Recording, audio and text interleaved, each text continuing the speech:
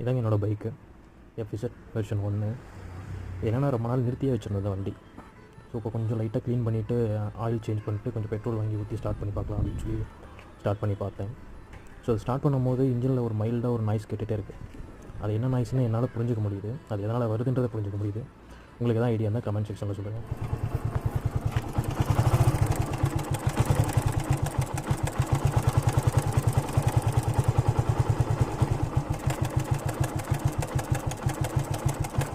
இந்த நாய்ஸ் எதனால் வருது அப்படிங்கிறத கமெண்ட் செக்ஷனில் கமெண்ட் பண்ணுங்கள்.